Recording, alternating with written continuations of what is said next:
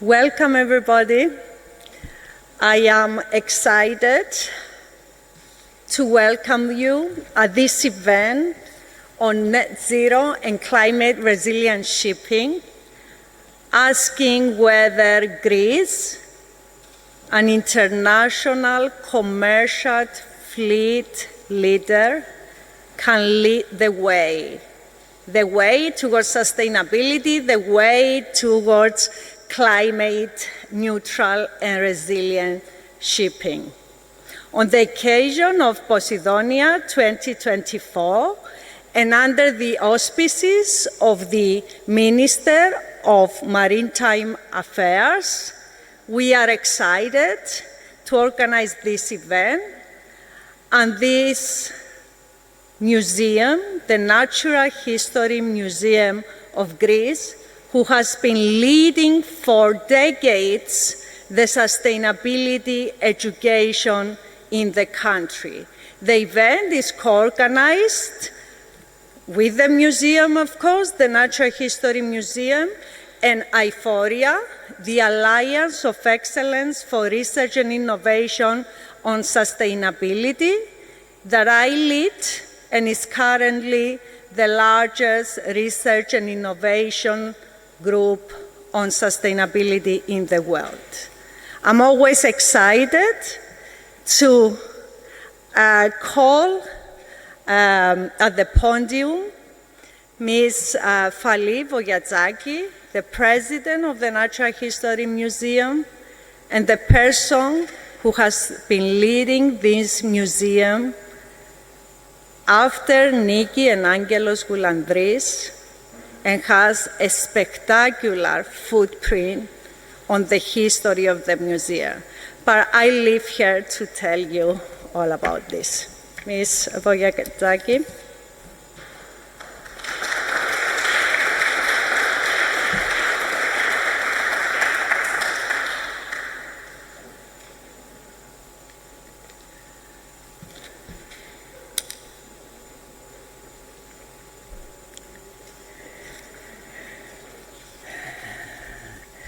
Distinguished speakers, distinguished guests, ladies and gentlemen, on behalf of the members of the board of the Goulandris Natural History Museum, I welcome you to this event that we are jointly organizing with UN Sustainable Development Solution Network, Global Climate Hub, and IFORIA, under the auspices of the Ministry of Maritime Affairs and Insular Policy. In Greece's long history, nature, beyond its biological significance, had a deep spiritual dimension for thousands of years. Sacred groves were respected and protected as shelters in the Greek ancient religious tradition. In those areas, morals and law prohibited the cultivation, hunting, fishing, and cutting of trees. Strict rules protected them. Modern conservation rules of national marine parks appear to echo this ancient regard for sacred groves. With our roots in this cultural tradition, we built our activities with an alert eye to the current and future challenges and listened to the expectations and worries of the new generations. The Goulandris Natural History Museum was founded by Angelos and Nikki Goulandris in 1964 and aims at the protection of the country's precious natural environment and the creation of a new code of values based on the balanced coexistence of man and the natural environment. It was the first museum in Greece to initiate environmental education.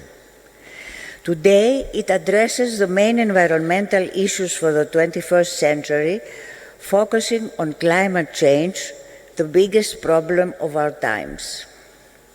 Our museum, a member of the SDSN Greece, is closely collaborating with Professor Phoebe Koundouri, who leads the SDSN Global Climate Hub and co-chairs SDSN Europe, while also being a member of our scientific committee.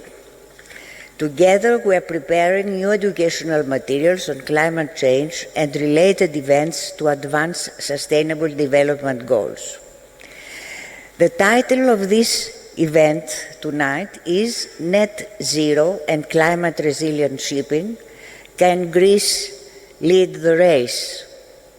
The goal is to bring together stakeholders and discuss means to accelerate the transformation of the Greek shipping sector by working with the community of stakeholders to develop innovation with positive economic, social, and environmental impacts, and to promote the contribution of the wider sector to the global sustainable development goals.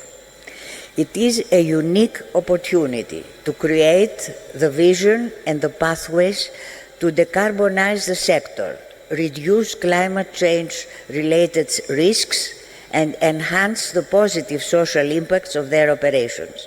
Redesign shipping into a sector capable of transforming the wider value chain, supporting and enabling the innovation. We thank the Minister, Mr. Stylianidis, for all his support. We thank you all for your presence. We hope for your support and collaboration to this very crucial issue. Thank you.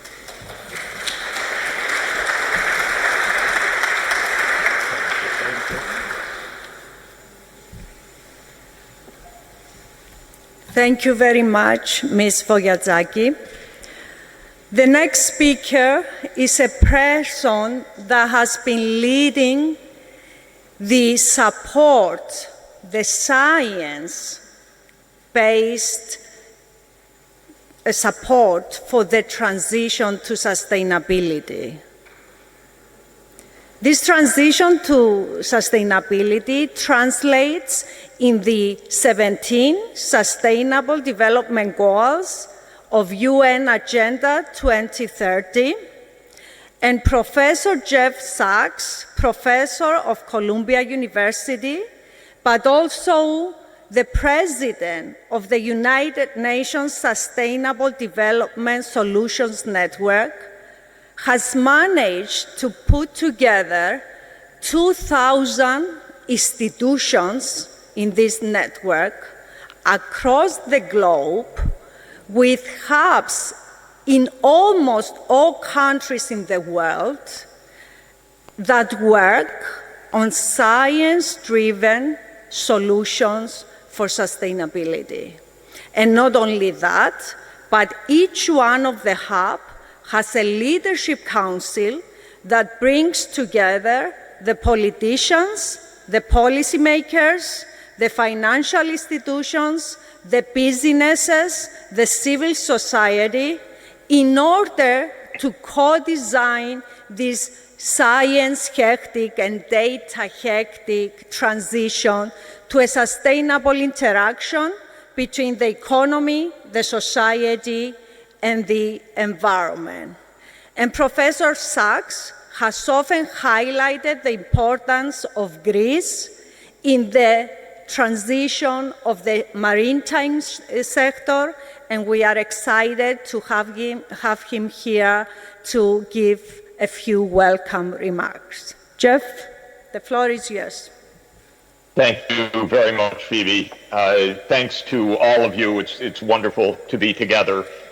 Thank you to the Goulandris Natural History Museum, which is a dear partner, and we've had so many memorable meetings, including this one, at the Goulandris Natural History Museum. It's making a massive global contribution, and it's exciting to be together again today. I want to greet everybody and thank you for having such an important workshop on net zero and climate resilient shipping. I want to underscore what we've just heard, twice mentioned, which is the role of multiple stakeholders. We are engaged in something quite complex, and that is a rapid global technological transformation of a coordinated kind that has essentially never before been accomplished in the world. It's not one we would choose to do, it's one we have to do. We have to change our use of energy in order to keep the planet safe. And we've had one example, one of a global scale technological change that was coordinated and directed, and it gives us hope that it's feasible, but it was much simpler. And that was the rapid phasing out of chlorofluorocarbons, which were destroying the stratospheric ozone layer. That transformation is underway, and it is the result of a global agreement. But it basically was straightforward in its way, although I don't want to diminish in any way the complexity of that achievement. But it involved the change from chlorofluorocarbons to hydrofluorocarbons, from CFCs to HFCs as aerosols and refrigerants in industrial processes. So it required a single kind of molecular change because the chlorofluorocarbons were leading to chlorine disassociating the ozone layer. We're involved in something much more complicated now.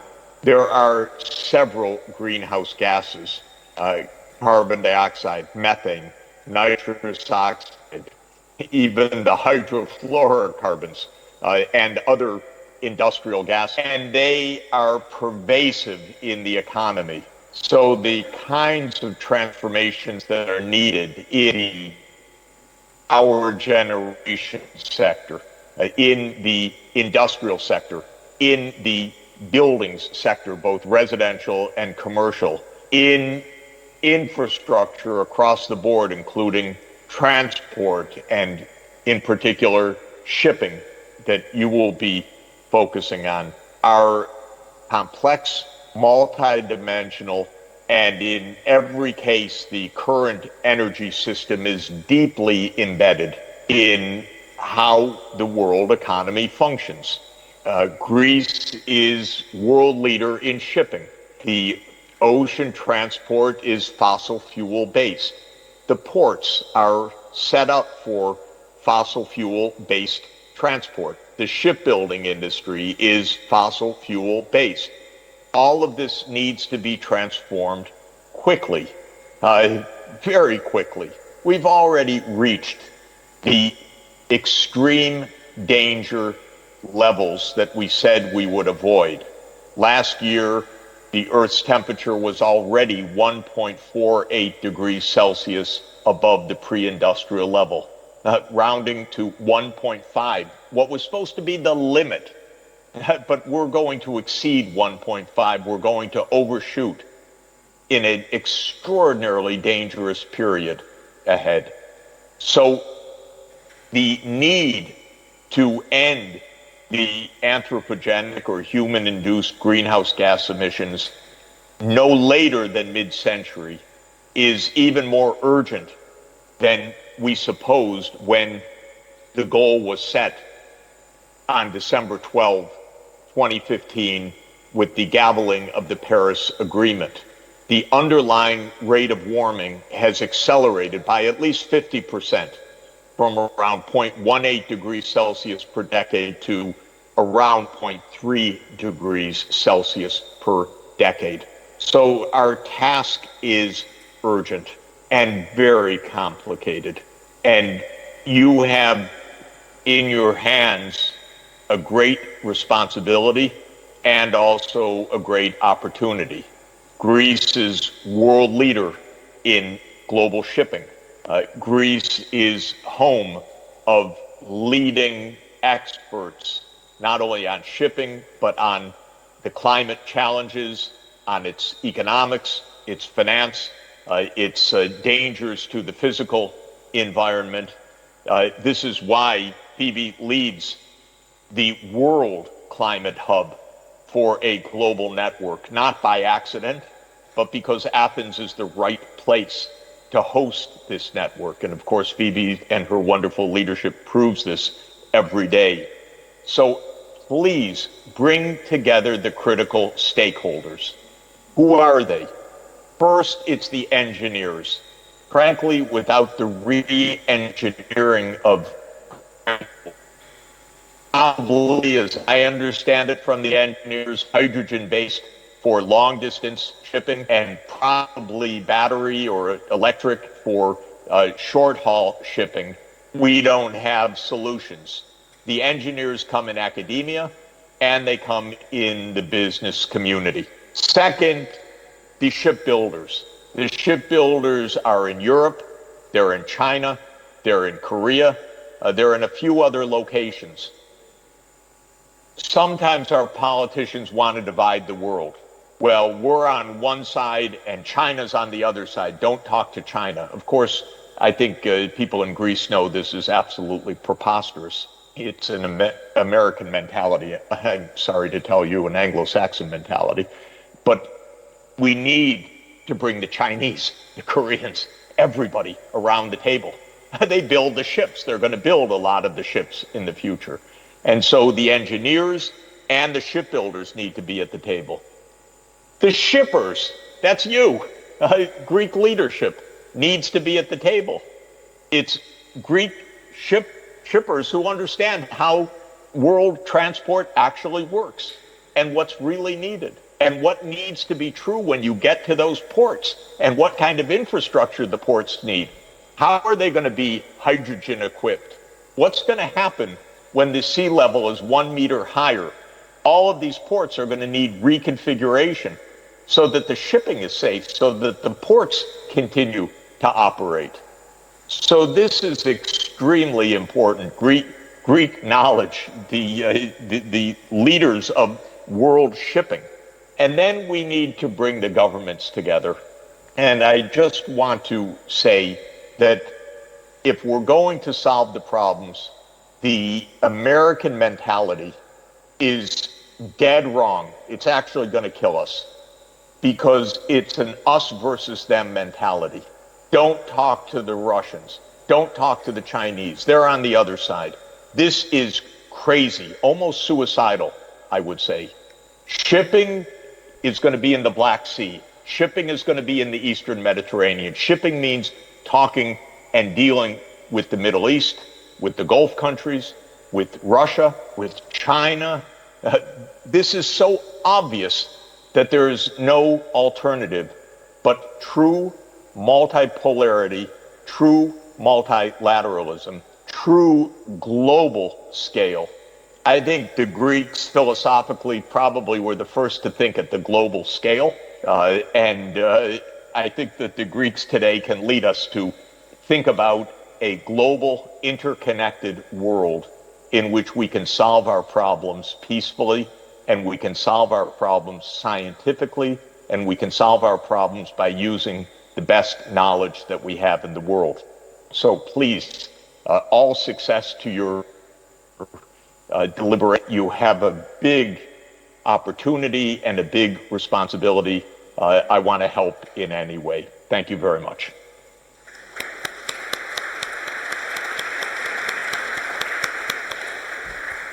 Thank you, Jeff. Indeed, in this era of multi-crisis, any leadership position one has is a big responsibility, but also a huge opportunity to lead a serious, science-based, and inclusive transformation towards sustainability. Today we are talking about this transformation in the maritime sector, and we are excited to have the event under the auspices of the Ministry of Maritime Affairs and also the support of Minister Christos Stylianidis, who will now address you. Come, Christos, please. Thank you, Jeff.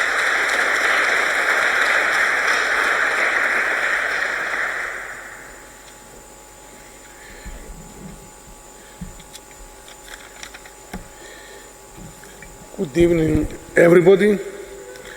Dear President of the Goulandris Natural History Museum, Mrs. Oyajagi, dear Chair of UN SDSN Global Climate Hub, Professor Phoebe Goudouri, representatives of the Greek international shipping community, ladies and gentlemen. It's really a great pleasure and honor to address this important workshop. I would like to thank the organizers for this kind invitation and the opportunity to speak about one of the most important challenges for international shipping, namely green shipping and shipping's decarbonization.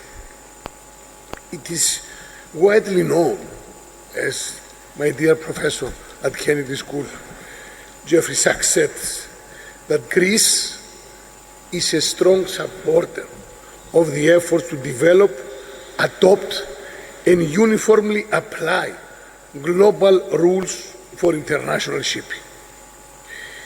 And for us, there is only one appropriate international forum which has the expertise and experience to accomplish this difficult task: the International Maritime Organization, IMO.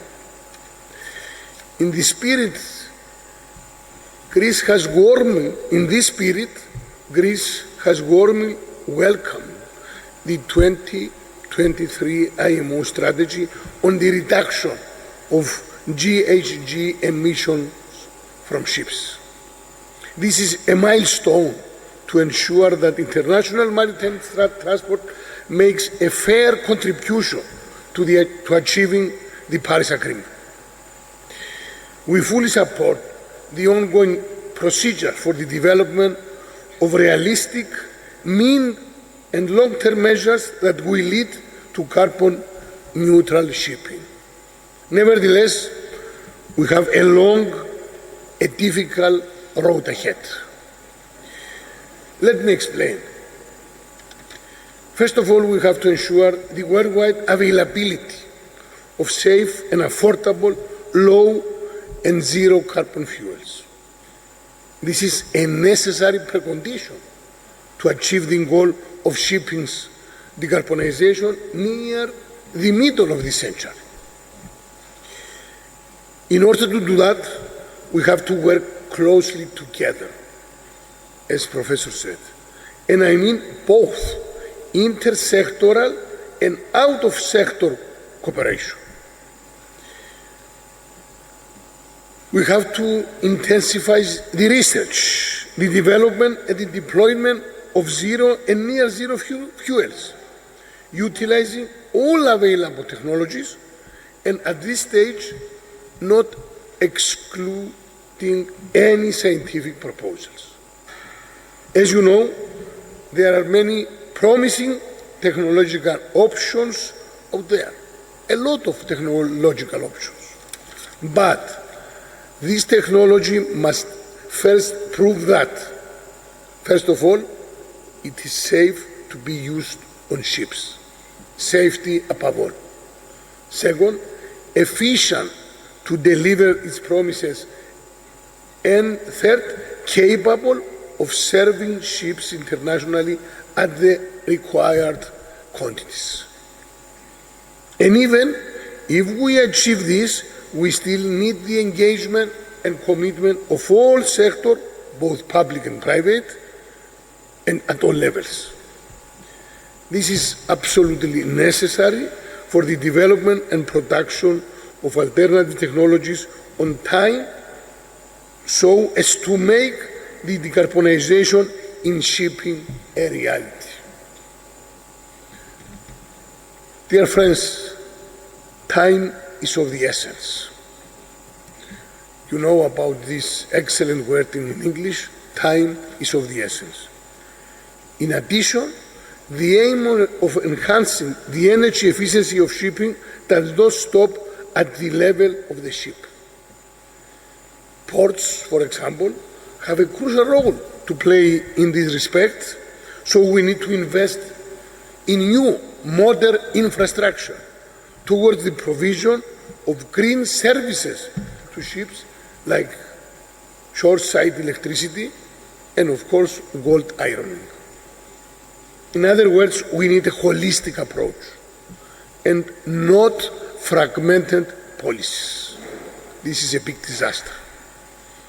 This is exactly the reason why we have recently announced the participation of our country, of Greece, as a member in the Clean Energy Marine Hubs initiatives. An initiative which aims at coordinating decarbonization efforts from ports, shipping companies, and energy firms.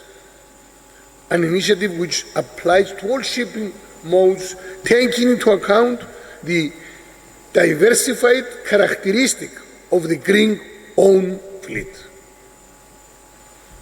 Ladies and gentlemen, there is no doubt that to achieve our common goal, all sectors must work together closely.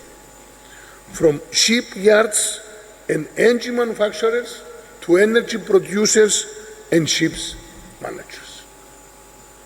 At the same time, in order to succeed, we need adequate finance. It's a precondition.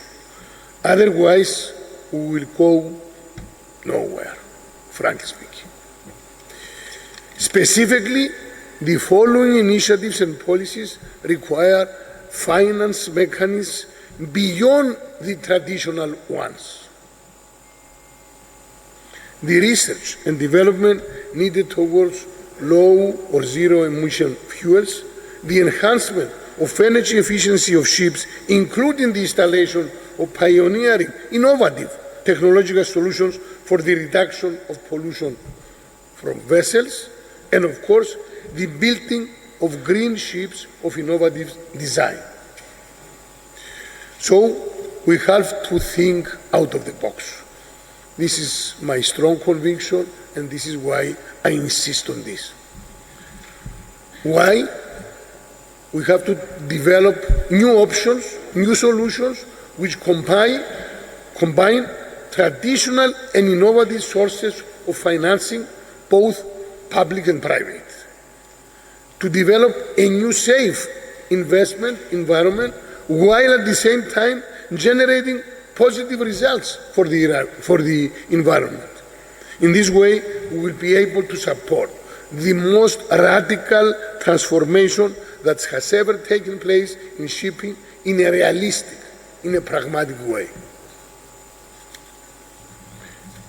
As the Hellenic Maritime Administration, more or less my ministry, the Ministry of Maritime Affairs and National Policy, we want to ensure that our shipping industry will be able to follow the path to decarbonization without jeopardizing the leadership of Greek and EU shipping. This is for us is very important. It's the main goal. In this respect, during the 9th Hour Ocean Conference, hosted in Athens last month, our ministry, the Hellenic Ministry of Maritime Affairs and National Policy, announced the following commitments relating to the greening of Greek ports and ship passengers fleet. Commitment, first one.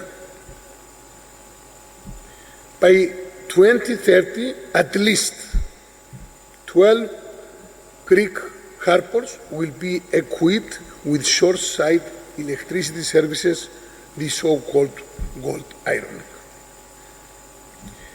For this task, we will cooperate with the Hellenic Ministry of Environment and Energy, utilizing completely EU funds, more or less decarbonization fund. Commitment number 2, preparation of analytical study and strategy and the development of a financing mechanism for the gradual renewal of all ship passengers fleet in Greece. We plan to have the strategy in place by the end of June 2025. Commitment number 3, coastal passenger shipping fleet renewal and the commissioning of low-emission ships on public service obligation, coastal connection, state subsidized routes. You know, I'm talking about Agones Rames. In this project, we will proceed with the approach I explained about, a public-private partnership, the very well-known PPP, and the long-term lease of specific routes utilizing, once again, EU funding. Ladies and gentlemen, dear friends, international maritime transport is at a critical juncture. We do have significant challenges in front of us, no doubt about this. Nevertheless, I strongly believe that challenges can be turned into opportunities. I completely agree with my professor, Jeffrey Sachs. And green shipping decarbonization is certainly an opportunity. An opportunity to maintain our country's Greek leaderships in international shipping. I'm completely convinced about this ability for Greek ship owners to remain the leaders of the global maritime field. It is an opportunity to enhance our competitiveness further, and also the European competitiveness in the maritime field. This is very important, particularly, especially today, for two reasons. First, the competition the shipping industry faces today is fierce, particularly from Asia, and second, EU day by day is losing its overall global competitiveness. This is unfortunately a very negative sign. Accounting for almost 60% of the EU fleet, I strongly believe Greece can be at the forefront of this really very demanding race. And we, at our Ministry of Maritime Affairs and Insular Policy, will do our best not only to support these very demanding efforts, but also to accelerate and move forward quickly. I'm not naive. I know very well the difficulties of this very demanding way, but I really believe that we can see ourselves to be the leaders of the maritime field even after 10, 20, 30 years. Because Greece sea is more or less by our DNA. And this is, I think, the most important skill for us to remain as a leader in this very difficult field. Thank you so much. I wish you a successful and fruitful conference. Thank you so much.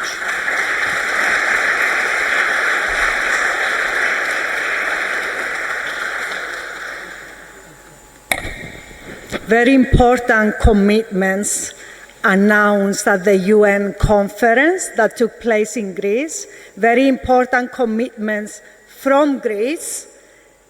Now we have no other choice. We need to implement our commitments and pledges. And as the minister said, the implementation will be a function of technological development and holistic integration of the efforts of all relevant stakeholders. And I'm excited to have with us another very important partner that we work with as IFORIA, Masapa Thioni, who is the project executive of UNFCCC. This is the UN conference of the parties for climate change, and Masapa is leading the Climate Innovation Hub for quite some years and having an important impact in designing the stakeholder engagement that can nourish the implementation of innovative solutions on all aspects, on the great array of technological, financial, social, and fiscal solutions that can enable the acceleration of the climate neutral and climate resilient shipping and maritime sector in general. Masapa, the floor is yours. Thank you, Phoebe. Good evening to all of you. Very pleased to have the opportunity to contribute to this very important session. I would like to start by emphasizing the importance of what was just said by the minister and the leadership that he has demonstrated. Most of the time when it comes to climate and sustainability innovation, we are not making progress because of our way of thinking. Most of the time we set our goal and target based on our perception of what is possible and not based on what is needed. And this is one of the main barriers to innovation because it locks us in a vicious circle where those that are at the demand side of solution will say, I cannot be ambitious because I do not have yet the technology solution, the financial solution, so I will set only a goal and a target aligned with what I can do. And then the solution provider will be saying, we cannot develop innovative solution, transformative solution, because there is no demand for that. And we are locked in a vicious circle. So seeing leaders that are setting goal and target, that are committing based on what is needed and not based on their perception of what is possible is extremely refreshing, because this is what will be the key driver to innovation. I think it was also very important to see that there was a view that we need to combine several instruments if we want to address this very ambitious goal of net zero and resilience shipping sector. Technology advancement will play a key role, but technology alone will not be sufficient. It will need to be combined with innovative policy instruments. It will require also innovative cooperative approach, because it will be all about collaboration, a radical collaboration. It will require also innovative financial instruments for the renewal and the retrofitting of the fleet. And also it will require innovative products from the culture and creative industry, because we will need also to have a cultural shift within the industry. All these elements need to be integrated in a cluster of solutions if we want to respond positively to such a type of ambitious challenge. Now, Greece has a lot of advantage, as it was mentioned by the minister, with the policymakers being committed to move forward in that direction. I'm sure that they will be able to bring together all the entities that are required, policymakers, but also solution provider, research centers, universities, and financial, so that all these enabling entities together can implement this vision of a net zero and resilience shipping sector. The Greek shipping industry indeed can lead in sustainability by implementing all the measures that was mentioned previously that will enable to mobilize the needed technology and have in place the needed regulatory instrument and policy instrument, as well as the finance, ensuring then a longer term environmental, economic, and social benefit. Thank you again, Phoebe, for your invitation, and back to you. Thank you very much, Masaba. Indeed, creating ecosystems of change is what we need in order to enable the technological and financial solutions. So can I have a Euphoria slide on? Thank you, Masaba, for your remarks, and we are all very happy to be working with you at the UN level. Before the first panel, let me quickly say that we have an amazing lineup of speakers from European Investment Bank, from Deutsche Bank, from PwC, many research teams working on alternative fuels, on green energy, on networks and infrastructure that is needed for the transition, but also fiscal and financial instruments that can enable transition. Before introducing the first panel, which I will do right away, let me say two words about IFORIA, the Alliance of Excellence for Research and Innovation on Sustainability Transition. This is at the moment the biggest research and innovation group and innovation acceleration group in the world, working on the implementation of the Sustainable Development Goals, the European Green Deal, and the Paris Climate Agreement, bringing together research and innovation institutions, universities, and research centers, a big number of incubators and accelerators of innovation, currently accelerating more than 500 startups, and at the same time working at the science policy interface.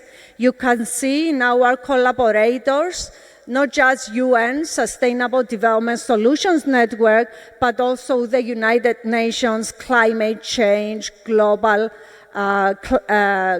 Climate and Innovation Hub. Our areas of focus are SDG and ESG measurement and sustainable finance, sustainable pathways, development of interdisciplinary and intradisciplinary pathways for the transition to climate neutrality and climate resilience, at economic sector level, at national level, at regional level, and at global level. We are chairing, leading the Global Climate Hub of the UN, currently working on 120 countries in order to develop the pathways, the optimal mixture of technologies, of policies, and of fiscal and financial instruments that can enable the implementation of the sustainability transition in the different sectors of the economy. We also work on the water, food, energy, and biodiversity nexus. We work, of course, on blue growth, including shipping, ports, aquaculture, fisheries, production of energy from the sea, transport regulation, coastal management, and finally, we invest a lot of our time and our activities. Currently, 200 researchers with more than $500 million research funding. We also work on this important element of capacity building, that is providing to all the stakeholders the skills and knowledge that are needed in order to really engage with a transition, in order to really be part of the labor force that will understand adopt and implement what is needed for the sustainability transition. So we offer a lot of training courses, a lot of vocational training, all based on the science that is produced within our research team, but also across the global research and innovation community. With no further ado, I would like to call on the stage Mariana Nathanael from European Investment Bank. She is leading institutional affairs for Greece and Cyprus, and she is a great collaborator and partner in our effort. Dimitris Sakipis, another important collaborator, Director of ESG, Sustainability and Climate Services from PwC Greece. Markus Müller, a colleague, a friend and collaborator who is the Managing Director and Chief Investment Officer on ESGs of Deutsche Bank in Germany. And then Dr. Konrad Landis, postdoctoral researcher and adjunct professor working within the IFORIA ecosystem. Can we have Markus on the screen, please? So I guess we can hear each other, right? We can speak loudly enough. We don't have to go to the podium one by one.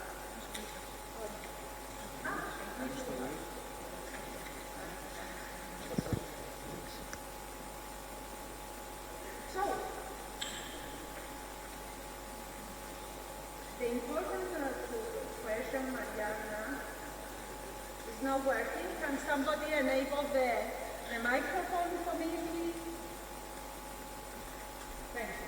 So, for us, Mariana, the important question is how the European Investment Bank is perceiving the capacity, the ability of these ESG, the environmental, social, and governance criteria incorporation in the financial system as an important enabler for the transformation of investments, both public and private activities.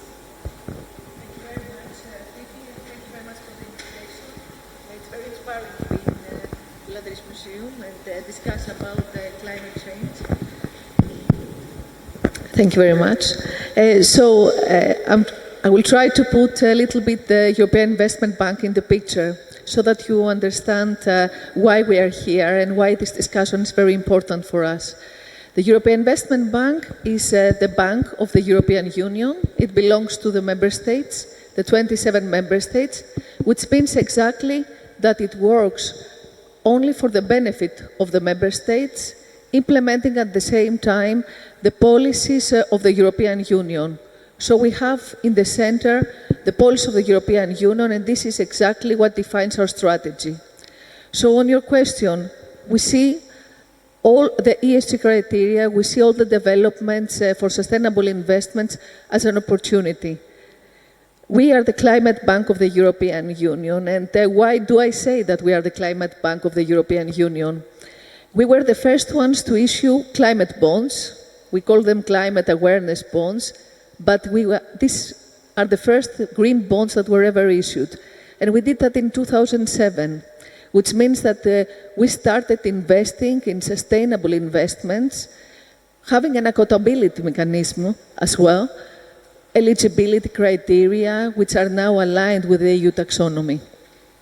In 2021, we also adopted our climate bank roadmap. So we were the first institution to be Paris aligned. We have committed that all our investments are going to be Paris aligned. And we committed to invest 1 trillion until 2030. So as you understand, we're talking about investments that are needed. investments that were already identified. In 2023, just to give you how much, what does it mean in practice, we have already invested, for example, all our investments in 2023 were 80 billion in total, and more than 60% were in sustainable investments. And the same applies also for Greece. In Greece, we supported investments of 2.5 billion, mostly in energy efficiency, in energy investments, sustainable investments more than 50%. We are following all the developments. We participated in the Our Ocean event that was mentioned by the minister, and we are really looking forward to see how Greece is going to proceed with all these very impressive commitments. We are discussing about gold ironing and many other investments, offshore wind farms. We stand ready to help. And of course, as you know, Phoebe, we have created a network, Women Climate Leaders Network, and you are one of the members of the global climate leaders that we have identified. And thank you for participating. Thank you for suggesting me to be part of the network. You were the reason that I am there, and I thank you very much for that. EISB is trying to implement the EU taxonomy, and I think it is indeed the leadership bank that showcases the way for the transformation of the multilateral institutions and in particular the financial institutions. But also commercial banks are very important. And Marcus is doing an amazing job, especially in the blue economy spectrum, but also across all matters that have to do with ESG. So I would like to give him the floor to tell you more about his work. Thank you very much, and I hope you can hear me. Just maybe thumbs up. Very well. Excellent. Thank you so much. And today, greetings from Berlin. As we had yesterday a public holiday in Frankfurt, in parts of Germany, I transitioned to my family to Berlin. And I'm now here in the Berlin office, and I'm really humbled to be with you all today, unfortunately just virtually, but virtually is better than nothing. So, Deutsche Bank, you maybe know it, it's one of the biggest banks in Europe, the biggest bank in Germany, and one of the biggest banks, universal banks in the world, with its three pillars: private bank, corporate bank, and investment bank. Sustainability and ESG is at our core of our strategy, and we have a very ambitious goal to finance over 500 billion assets in green finance by end of 2025. So far, we have reached 300 billion, and we are also pleased to just have implemented a ESG measurement for the remuneration of our board members. So we really mean it serious in this context. At the same time, from an economist point of view, I also have to say that banks are part of the solution, an important part of the solution. And why do I say this? We always talk about the blue finance gap. We have a blue finance gap, we have a green finance gap, we have everywhere finance gaps. But in the end, if we look at the numbers, we have enough money in the world. The only challenge is that the money is flowing in the wrong direction. It is still flowing in the parts of the economy which are harmful. So we need urgently a transition. And the transition means that we need to transform the economy in the way that the money can flow from the harmful part into the sustainable part. But this takes really time. And this is very challenging, especially also when geopolitics, local politics, economic factors are not working in a favorable direction of ours. But we also need to understand economics again in a new way. Means finance is a tool and not a goal. But currently we are talking always about that finance will do the trick.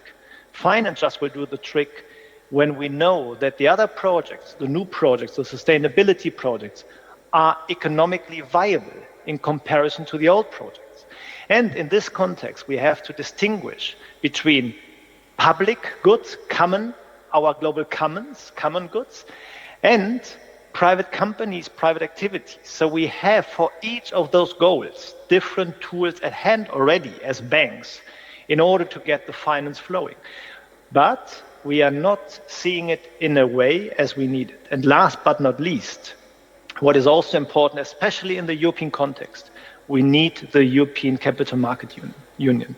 Without a European Capital Market Union, Europe won't be able to compete with the big poles we have in this world, also competing already with us on the green transition. May call it Inflation Reduction Act or something else. This is all a policy approach, industrial policy approach to transform economies. And we in Europe have something similar, but we are still too segmented, and we need to unleash the power of our big economy, Europe. And this is a positive narrative for our future, because we also need to deliver growth, prosperity for social benefit. And if we can't convince the people that the green transition is profitable also in the future and will substitute the old harmful economy, then it's not a miracle that we won't find support. But all this together, finance as a tool and not as a goal, being economically viable in our parameters, and having one capital market union will in the end doing the trick. But it's still a lot of to do. But in the end, this is why we are here, right? To work and to make it happen. So thank you very much for this short impulse. Thank you very much, Marcos. Indeed, we need a capital market, the European capital market, that is functioning in a way that can financially support the transition. And we also need businesses to transform and be able to nourish the opportunities for profitable investments, for profitable transformation, for lowering their cost and increasing their market share while becoming ESG consistent and climate neutral and climate resilience. And this is why we have Dimitris Sakipis on the panel, the Chief Sustainability Officer of PwC Greece, to explain to us how is this business transformation happening, whether the ESGs have the potential to enable this transformation, and what are the major challenges that you see. Thank you, Phoebe. Good evening, everyone, and thank you very much for the invitation. Let's try to understand how the ESG agenda affects businesses and especially the shipping sector. So there are two key elements. The first one relates to compliance requirements. The second element relates to value creation. Talking about compliance, especially in the shipping business, we're talking about one of the most regulated sectors, especially when it comes to environmental and climate-related issues. So, shipping sector, through European as well as IMO-related initiatives, measures and reports its carbon footprint for more than 10 years now. And there are also established action plans in order to reduce this carbon footprint. Starting from this year, shipping sector is subject to the EU emission trading scheme, which is a form of an indirect taxation based on the carbon footprint on a per vessel basis. Other European requirements, such as the Corporate Sustainability Reporting Directive, force many companies, including shipping companies, to report over their overall sustainability performance and publicly disclose relevant KPIs. And of course, since we're talking about shipping, and in Greece we have more than 20 US-listed companies, new recent SEC rules, which will start from 2026 onwards, require all listed companies to disclose information about their exposure on climate-related risks and, of course, disclose metrics around CO2 emissions. So what we see from a compliance perspective is that we have an increased, dynamic and complex environment where companies across all sectors, and of course shipping, need to comply, need to apply actions in order eventually to improve their own performance. So how does this compliance requirement link to value creation? First of all, it is factual that improvement over sustainability performance can get access to financing with better terms. In Greece, we have more than 10 cases of sustainability-linked loans given to shipping companies with a discounted interest rate which reaches up to 50 basis points. So it is factual that at this point of time, incentives are given by financial institutions under the commitment of specific improvement over sustainability performance. The broader investor community now links the asset valuation with the sustainability-related elements. For example, under the new EU ETS regulation for shipping, better and more efficient vessels may gain better commercial terms in terms of charter party agreement rates as well as daily hiring rates. So the greener a vessel is, the better high rates might achieve. And in the near future, we will see that this will increase in terms of demand and in terms of how it regulates and forms the actual market. It is without any doubt that the shipping sector cannot be treated in the same way with other sectors. We're not talking about energy plants, we're not talking about other means of transportation, we're not talking about land-based infrastructure. We're talking about vessels which have worldwide operations. An industry-agnostic approach in order to enable decarbonization of the relevant sector cannot be applied. Technologies, although are here, will need time in order to be adopted. The average lifetime of a vessel is approximately 20 to 25 years. So if you take into account that we will need approximately 20 years to renew the existing fleet, we need to find ways for the interim period and measures for the interim period to improve existing energy efficiency without having to renew our fleet sooner. I think this is the key. So we have a long-term strategy with alternative fuels like hydrogen, batteries, ammonia, but we need to act now with interim solutions and specific on-board application of technologies that will reduce current carbon footprint and improve efficiency. Indeed, Dimitri, no sector can transform in a sector-agnostic way. The transition is a difficult challenge. It is sector-specific, it is technology-specific, it is cost-related. So that's why science is important in detailing a way forward that is really implementable. And really implementable means a way forward that protects the environment, protects human health and welfare, but also sustains profitability. And this is the big question that we work on as IFORIA. This is what we try to mobilize in terms of identifying profitable ways for the transition to an ESG, to a sustainable world. And we claim that this is a data and science hectic exercise, and that is why we need very robust, detailed, and accurate measurements, monitoring, and assessments of potential solution pathways and mixtures of technological, financial, and fiscal solutions. Conrad, do you want to give us a bit of a quick recap of our efforts in IFORIA?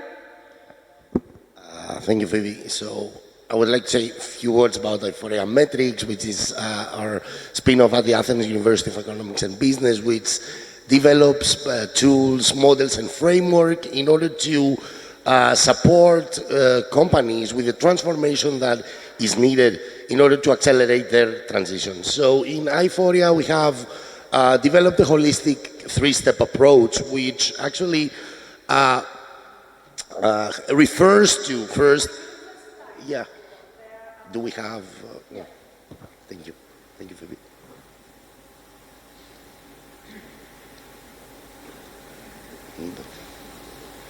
Huh? Do you want to move? Yes, probably because.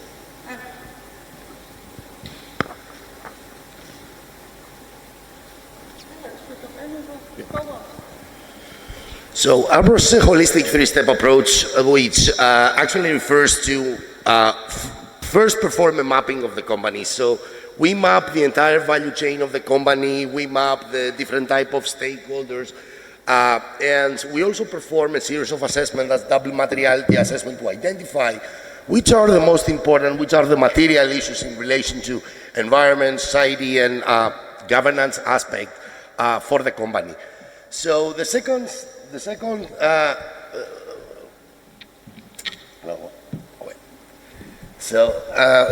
we also develop then models in order to measure the performance. Okay, so here we have KPIs, a long series of KPIs which are compatible with all frameworks and the Corporate Sustainability Reporting Directive, the European Sustainability Reporting Standards, EU taxonomy, and we have multiple layers of measuring these KPIs. So these KPIs are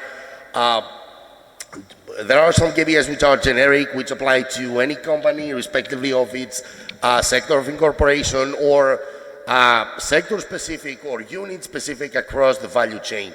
All right, so for our model here develops and actually gives the opportunity in the company to set long-term targets.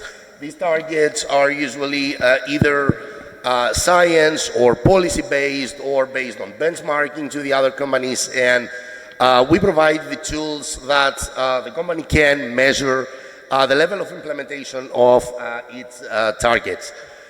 Now, also we integrate into the corporate sustainability framework the SDGs. So our assessment looks like that. We have one or more ESG KPIs which are dynamically mapped to the SDGs. And so then our model can also provide ratings in relation to the level of implementation of SDGs at the company level.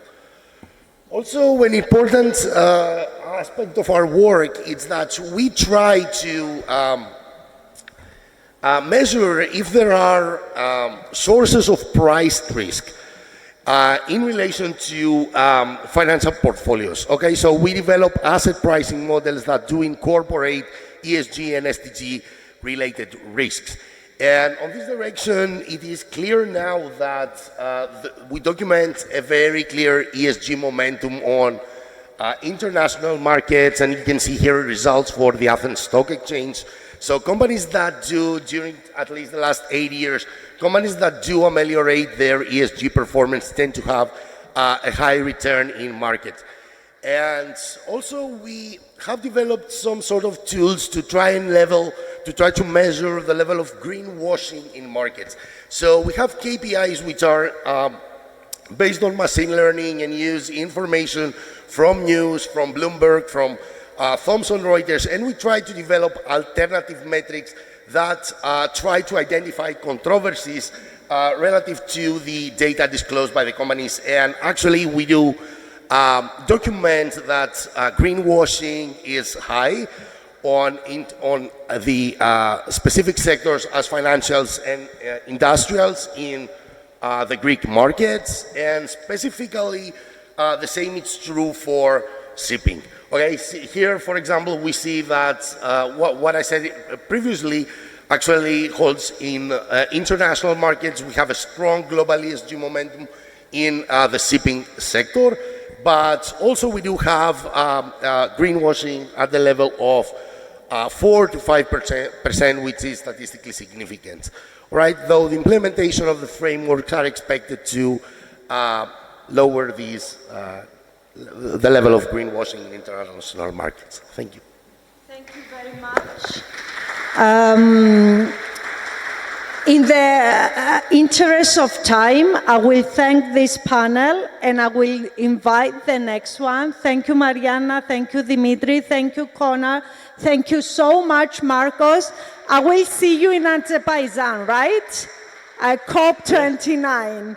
Exactly. See you then, Marcos. Bye-bye. So the next panel is effort is trying to communicate some leadership projects that can provide the science and technology for the transition of the maritime sector. So I will like to call Professor Alexandros Charalambidis from the Cyprus University of Technology that will moderate the session. Alexandre. Then Klaus Graudhardt, and he will excuse my pronunciation, Chief Technology Officer, Maersk McKinsey Moller Center for Zero Carbon Shipping, Center for Zero Carbon Shipping in Denmark, which is a center that we work a lot together as Technical University of Denmark, where I hold a second professorship. Professor Eva Krasakopoulou, chemical oceanographer from the Department of Marine Sciences of the University of Aegean, who is joining us online. Professor Marie Muster, a colleague from the Technical University of Denmark and a leader in creating, in mobilizing the energy and green transition in sectors, in the energy sector and in the shipping sector. And Professor Baris Salihoglu, who is directing two of our flagship big multi-million research European projects on blue growth. Thank you all for being here with us. Alexandre, the floor is yours. Thank you, Phoebe. Hi, everyone. My name is Alexandros Charalambidis, an associate professor at the Cyprus University of Technology, and I'll be moderating this session. We've heard in the previous sessions more about policy, ESGs, financing, but without the research and the technological advances, we cannot solve the problem. And I'll go directly to Klaus for what is the industry doing. And Alexandre, one of the most important people here is Professor Liridin, who is leading the leadership project of Greece on the transformation of the Greek sector, and it's my mistake. Apologies.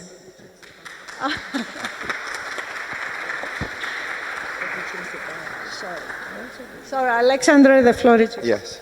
I was wondering why there was one person missing, but I didn't hear that. Somebody has to tell me when I make a mistake. So, Klaus, what is the industry doing and what help would you like from the research institutes? Yes, thank you very much, and thank you, Phoebe, for inviting us from the Maersk McKinsey Moller Center for Zero Carbon Shipping. I think it's a good starting point for telling a little bit about what we do in the Zero Carbon Shipping Center with a reference to the good Minister Christos, what he was addressing earlier, and also the opening speech from our professor, because they were very much alluding to this fact that in order to move the transition, there is a lot of interdependencies that needs to move in parallel. And that needs to happen very collectively across an ecosystem where everybody actually needs to learn how to collaborate in order to do this systemically right. And that's exactly what we do at the Maersk McKinsey Moller Center.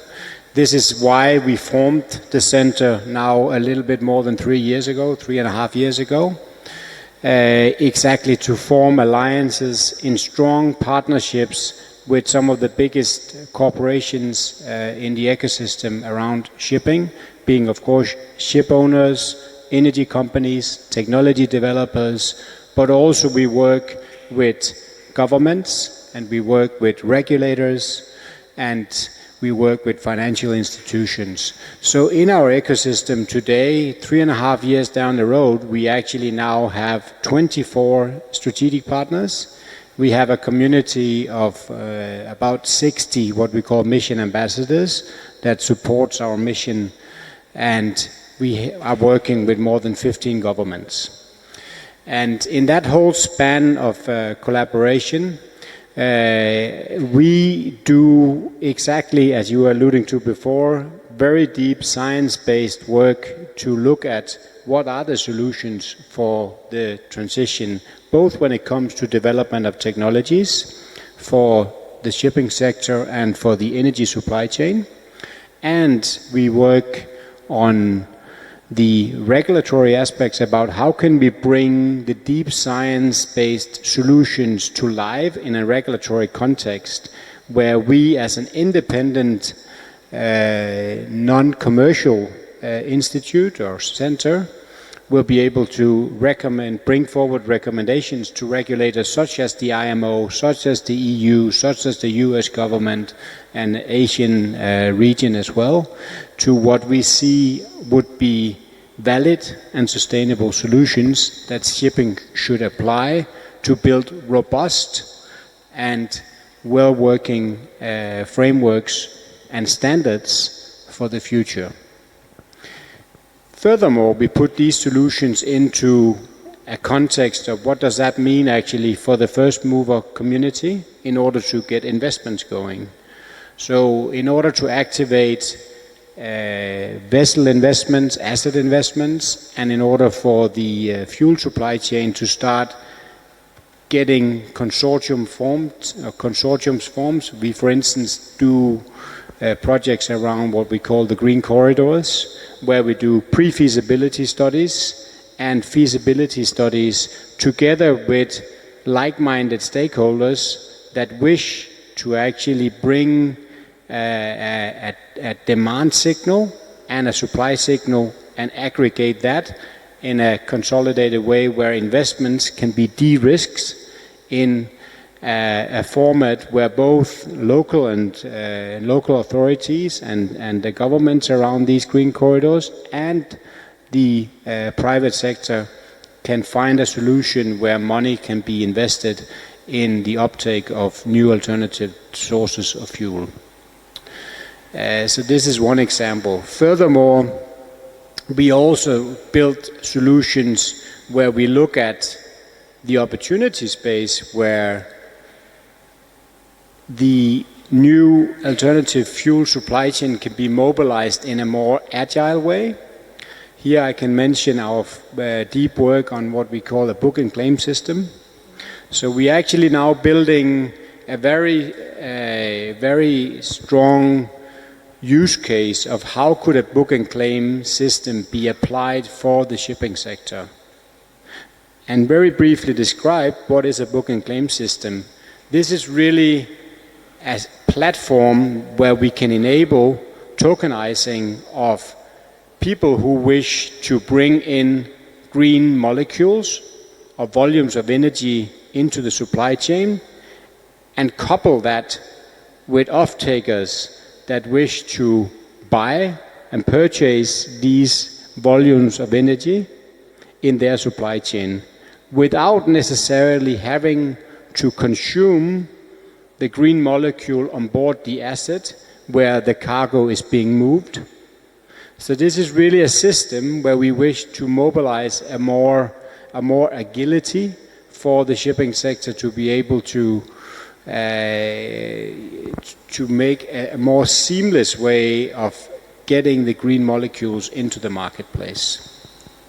So this can only happen when we bring together all these partners that are collaboratively leaning into a way of looking at the new solutions for the future.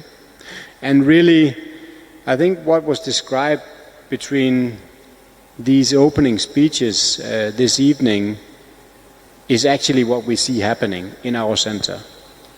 This is now happening, so we don't talk about collaboration is the way that we need to do things, we actually demonstrate how collaboration is now unfolding and unlocking the new solutions of the future, both in terms of applying the right technologies, but also in terms of applying business models that would help de-risk and also help unlock investments that can help to close the green premium gap, and also to connect that with regulators and policymakers that can gain more confidence that these solutions are truly sustainable and valid and viable solutions that will form the way the shipper will look, let's say 15 years out in the future and forward from there. Thank you very much. I always envy Greece for the high quality of engineers that come out of their universities, both in quantity and in quality. So this is why I would like to go to Professor Lyridis next to talk to us about, does Greece have the talent to support the industry, and about your projects as well in this field. Good afternoon, and thank you very much for the invitation. Yes, we absolutely have the talent, and as I always say, what is important with Greek shipping is everybody goes into some business because they like to make money, but Greeks go into shipping because they like shipping, and that's why they make money. So we do have the talent, we do have the mentality and the wish to go forward, and we certainly have the institutions that support shipping and the engineers to provide solutions. So without delaying any further the audience, let me say a few words about three different sectors we are active. One is the iconic project that Phoebe correctly announced. It's funded by the Resilience RRF, and the objective is to create a roadmap for greening of shipping. It's a 2.5 million euro project funded by the General Secretariat of Research and Technology. We have to understand that shipping is not one sector. This is important. We have the ocean-going vessels, for which Greeks are very much active. We have the liners, like containers. Greeks are owners but not operators of containers. We have the coastal ferries, we have short sea shipping, we have tugs and vessels operating in ports. We have the very small connections, the porthmia, what we call, that connect very small distances. All these sectors have a different approach into greening. The very small connections may be electrified. The bigger ocean-going vessels have to use another alternative fuel. Then there are technological solutions. The aim of the project is to correctly identify which sector will be decarbonized in which way, and have a quantifiable metric into providing the roadmap for this decarbonization. Identify which are the solutions, how effective they are, which are the combinations of solutions for different sectors, and also provide the timetable in which of these solutions will be feasible in the near future, in the mid-term, in the long term, because some solutions are available now, some are in the long term. So this is quite important. This is the aim of the project. This they're involved 9 universities. It's only for universities. This was the eligibility of the project. So it's a more academic approach. In terms of the applied projects, we have been involved in almost every port energy upgrade project in Greece, providing solutions for shoreside electricity and actually building the installations and consulting in the building of installations in many ports. The port of Piraeus, I see here, is very active, and the port of Igoumenitsa as well. They are building currently the installation, and there we also do the technical work. We also support with finding funding for them through various state or private funds. And maybe without delaying, a third pillar, which is also very important because it's very applied. We are strategic advisors for the Maritime Emissions Reduction Center that has been very recently established.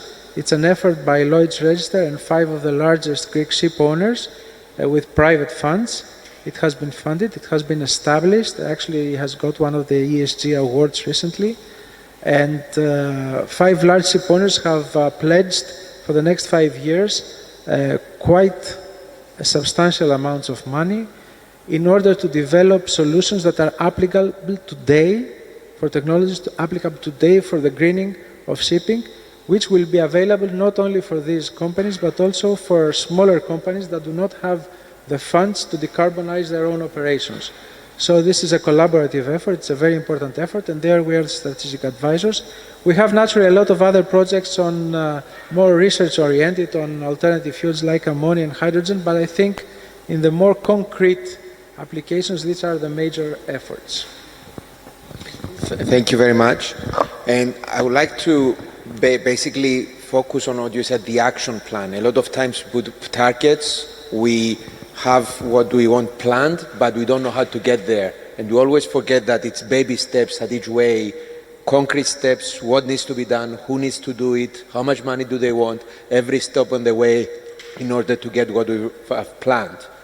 It's also very important not to disrupt the operations currently, not to make any, let's say, negative effects on what you're doing. And this is very important to keep in mind that we need realistic solutions that are as much as possible efficient.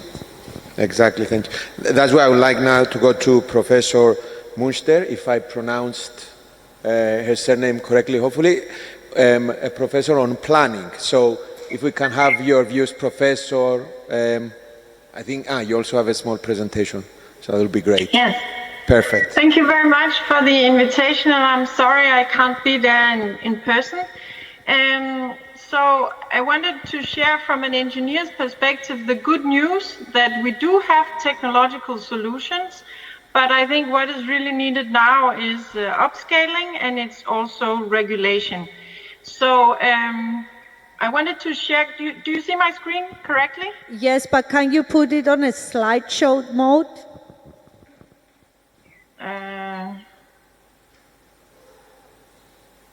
Yes, maybe I can. Is it not on slideshow mode now? No, you probably have 2 screens, so we see your second screen, not the PowerPoint presentation screen. Oh, I'm sorry about that. Let me just change how I share. I'm sorry. Yes. 2 seconds. No worries. I thought maybe now you see my screen, right?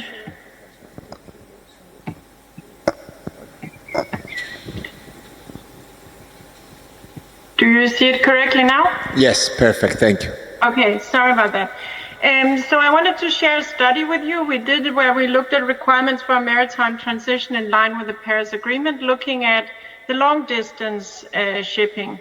And basically the conclusion of that is that we need above 50% fuel demand reductions. We need a very high carbon price or subsidies similar, and we need more than 50% annual electrolyzer capacity growth. And what we did was we looked at demand, vessel stock and costs, very similar kind of roadmap that maybe we just discussed. We looked at fuel costs and emissions, biomass availability, which I think is very key. Today we talked about carbon management, and we've talked about climate change, but it's very important that we talk about biodiversity as well, because I think this is one of the crises that are very important to address and think about also when we talk shipping. So we looked about the competing industries that might want biomass, and we've looked at different policy actions. And basically what we see in this picture, which I'm sorry is a bit confusing, but up to the left corner we have a carbon tax of €200 per ton and 30% saving in fuels. And what we see is that we have accumulated emissions above the 1.5%. 1.5 degree. And if we go to B, we see at €450 per ton, we do manage to somehow stay within below 2 degree scenario, but with or 1.5 with an overshoot. And down we have to go to down and see, we see a very high carbon tax, and we see 70% savings, and then we achieve, we are very nicely within the Paris Agreement. So basically, and the point being that we do need high carbon taxes or subsidies, and we do need a lot of efficiency measures in place. But what we also need is upscaling. And so we looked at, what if we use wind turbines? We have a lot of wind in Denmark. What if we used wind turbines to fuel ammonia, green ammonia production? We would need 10 to 25 times the current annual installation rates. It's tough, but it may be doable. A chemical synthesis, 1.5 to 4.5 times the 2020 production rate. But electrolysis, we need to upscale more than by a factor of 1,000 of what was being installed annually in 2020. So this is where we have a very high challenge. We need to move this as fast as possible in order to ensure we don't just cut down all the forests to have biofuels instead.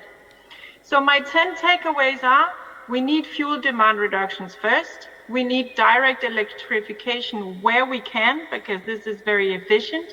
And the availability of sustainable biomass will be limited and costly in the long term. A fast scaling up of particularly hydrogen production is required. Green fuel costs, unfortunately, will be much more expensive than fossil fuels. So therefore, we need a high and predictable global CO2 tax. And we may also need subsidies to push this fast implementation of electrolysis. And in a transition towards lower greenhouse gas emissions, it's feasible if we combine a number of fuels, as you saw in my graph before. Dual or multi-fuel engines have very high benefits, so we can shift over the time of lifetime of a ship. CO2 emissions can be very high if we have a little amount of black electricity in our electricity mix and we produce electrofuels. We really accumulate a lot of emissions. So it's important, if we make electrofuels, that we make them from really green electricity. And finally, the most important cost drivers of these fuels are electricity prices, capex, biomass prices, and CCS or CCU costs. So this is and I'm very happy, Phoebe, you are collecting such a distinguished bunch of economists and financing people with you, because I really think we need regulation and we need smart financing to get this ball rolling. Thank you very much for your professor for your speech. And actually, as we've heard, we need drastic changes, so like 1,000 times more of this, 5 times more of this. And then we've heard that we have to do it in a way that it will not cause damage in other sectors. And this is what I would like to ask Professor Salihoglu, who is working on marine issues, on how do you see this transition to green shipping affecting the marine ecosystem, and to also talk to us about your work. Professor? Okay, thanks a lot. I also would like to share my screen. Can you see my screen now? If you can go on full screen, let me see. No, I guess you have the same issue as before. Okay, just a second. I will first go on full screen and then share.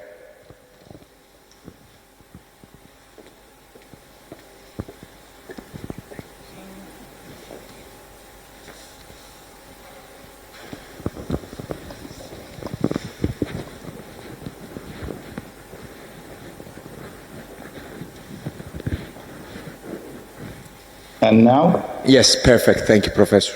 Okay. I would like to thank the organizers and Phoebe for inviting me. It's an honor for me to deliver, to be part of this panel. And yes, I would like to show a few slides and talk a little bit about how can I give a perspective on the work that we are doing in terms of marine science and climate science can support Greece's shipping activities, and especially towards climate resilient shipping. And just some very small information about my institute. My institute is part of the Middle East Technical University, and we are located at the Mediterranean coast. And we have two major centers here. One of them is the Marine Ecosystems and Climate Research Center, and the other one is the Climate Center, and I'm leading both of them. And one of the main areas that we focus on is blue economy, among the other areas of marine and climate science. And one of the main projects, as Phoebe has already mentioned, is the Bridge Black Sea project, and the other one is the Connect projects. And one of the main aspects of the blue economy is smart shipping and carbon zero shipping. So our projects also focus on that. And when Phoebe asked me to be part of this panel, I thought about how I can deliver a vision to this. And one of the major links of blue economy and green shipping is I believe, is through marine spatial planning.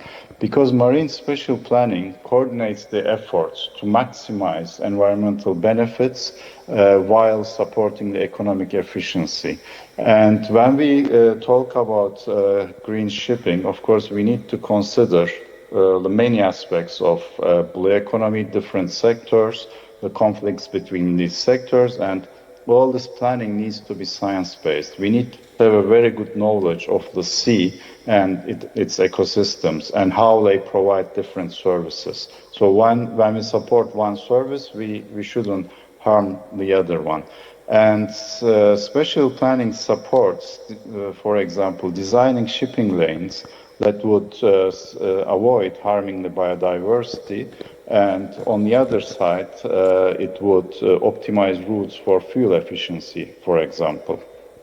There are several benefits of marine spatial planning, and one of them is conservation of biodiversity and ecosystems by designing protected areas and safeguarding these critical habitats, and sustainable resource management of these habitats, and minimizing the conflicts between different sectors, because often we see that each sector develops their own plans without much considering the other sectors. So spatial planning is required to minimize these conflicts and to increase the efficiency and also support different economies while minimizing these conflicts. And it also includes the stakeholder opinion into this planning, and as well as the public view. And balancing conservation and economic interest is a main challenge in the sea. And with marine spatial planning, we can address this challenge by allocating areas for economic activities without compromising the integrity of marine habitats, and also addressing climate change impacts. Like many of the previous speakers has talked about the effect of climate change, the rising sea levels, even the water masses are changing, the ocean currents are changing, and we need to understand how these are changing, and we need to adapt to them. And this demands adaptive planning. And also equitable access to ocean resources is important, and this needs to be planned. And one of the advantages of shipping industry is that it's very systemic, and there's a lot of concrete data that can feed into this planning. So it's one of the easier sectors that can deliver many various types of data into planning activities. And another strong research that we carry out that also supports planning is development of the digital twin of the ocean. And digital twin of the ocean will support the maritime sectors by supporting data-driven decision-making. For example, in the Black Sea there are many stressors on the ocean, and one of them being the maritime transport. So we need to understand in a holistic manner all these stressors and their effects and their synergistic effects. And we also need to understand how the environment is changing and how these sectors are going to adapt to these environments. And we need to ensure a safe operating space for all these sectors while supporting the growing economies. So digital twins of the oceans will be complementary to planning, and it will be critical for the maritime sector. And lastly, I would like to tell you that we have the Young Ambassadors program in the Black Sea, and one of our ambassadors is focusing on raising awareness on carbon neutral marine transportation. So please follow our young ambassadors on social media. And with this, I would like to end my talk. And again, I would like to extend my best regards to all the participants and thank the organizers. Thank you very much, Professor. Yeah, I like how you brought the complexity of everything together, of how you need to plan, of how what affects everything else. And one of the fields of studying this effect is, of course, oceanography. And this is where I will go to our last speaker, Professor Krasakopoulou, to talk to us about her work and the importance, I guess that's my question to her as well, the importance that everyone needs to be aligned behind this. And this is not Greece's problem or Cyprus' problem or Turkey's problem specifically. So, Professor? Okay, thank you very much for the invitation. I would like to share my screen, and I will present very few slides. Share content. Share content.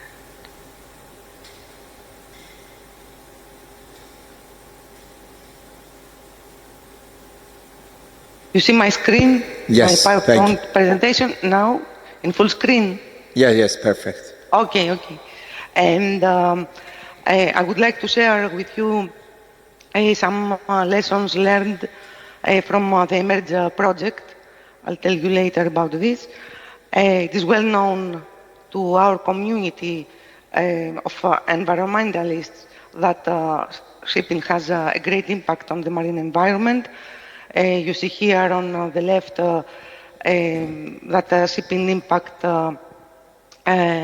is the green color, has an impact on several different habitats and ecosystems. And also on the right panel, you see that it is after the increase of sea surface temperature, oceanification, sea level rise, the fourth larger pressure for different habitats around the global ocean is shipping. And why shipping has a great impact on the marine environment. I don't speak about all kind of impacts, but I'll focus only the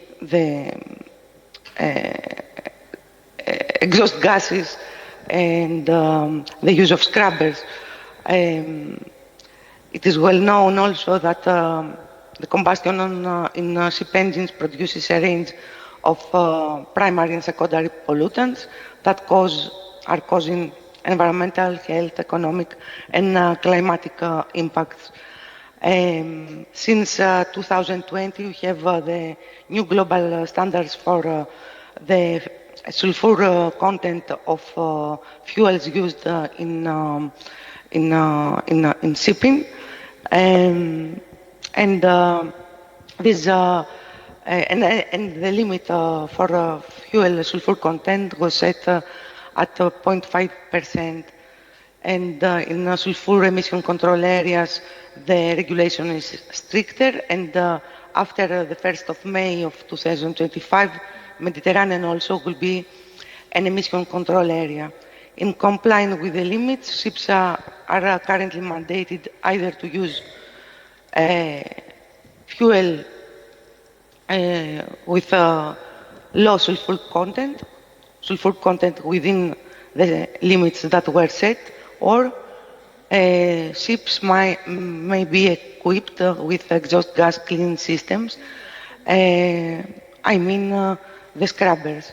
And today an increasing number of ships, and also of Greek ships and of passenger ships in Greece, have opted to install scrubbers due to the price difference between heavy fuel oil and low sulfur fuels. However, the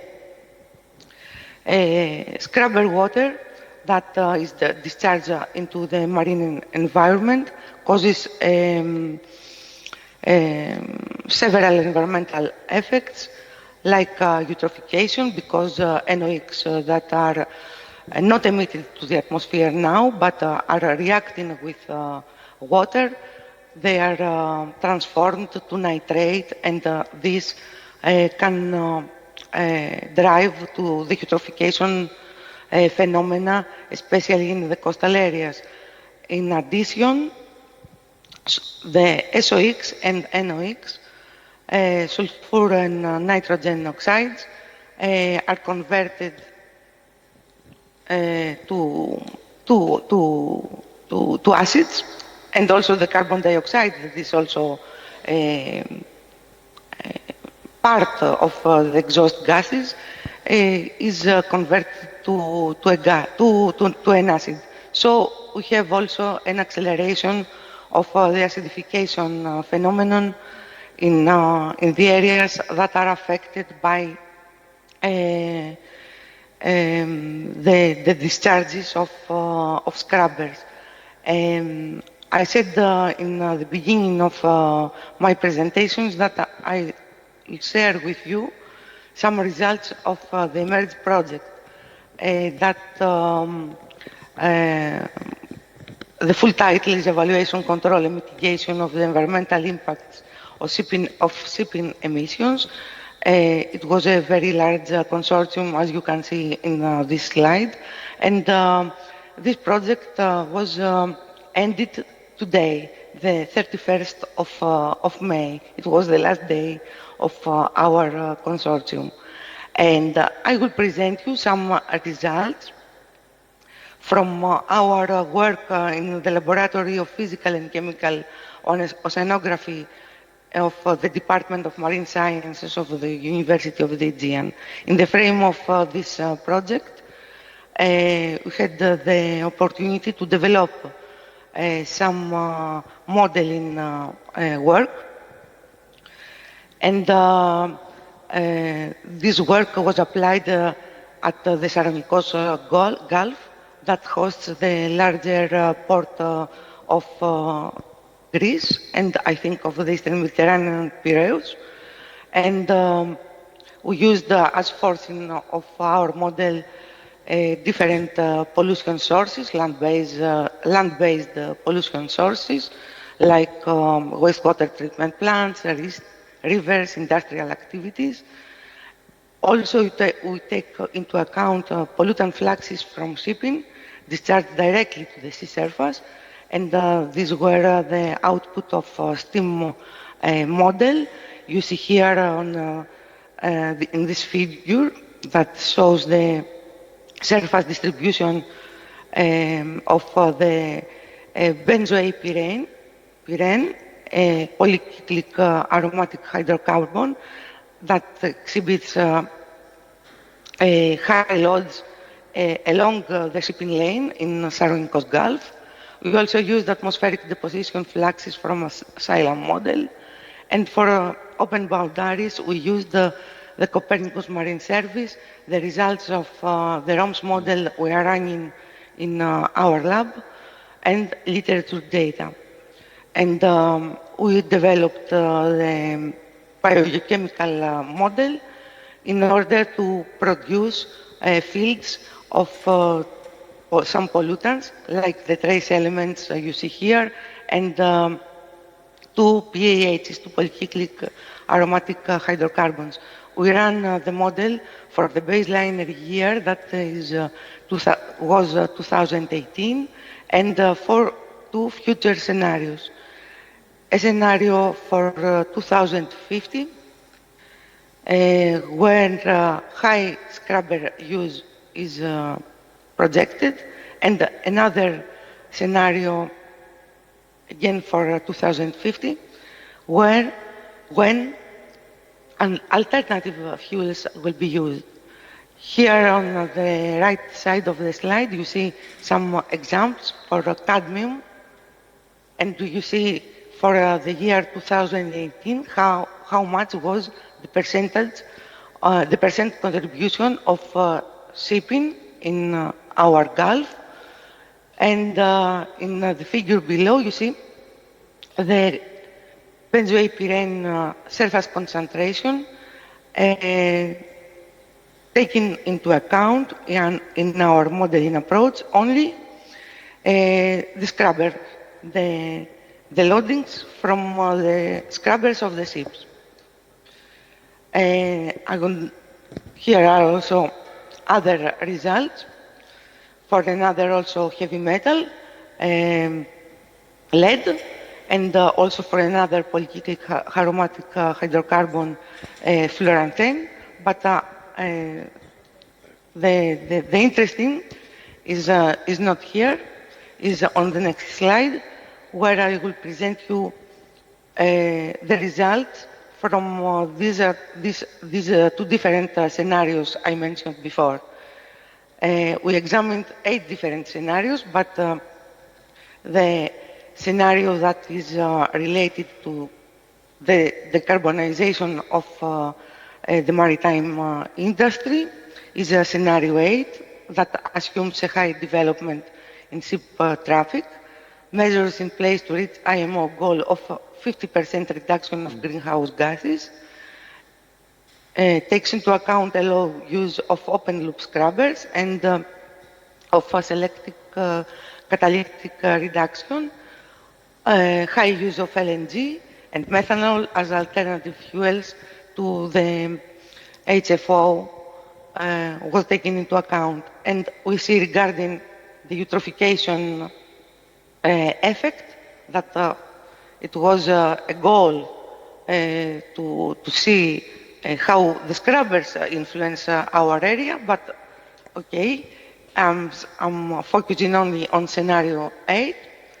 In this scenario, we see that we see on the last figure the difference of the results of scenario 8 and minus the surface concentration of chlorophyll A for the year 2018, and you see that the effect is negligible or almost nothing happens. Is not any significant effect of the shipping emissions on the chlorophyll A concentrations under this scenario that takes into account, as I said before, the IMO goal of 50% of greenhouse gases.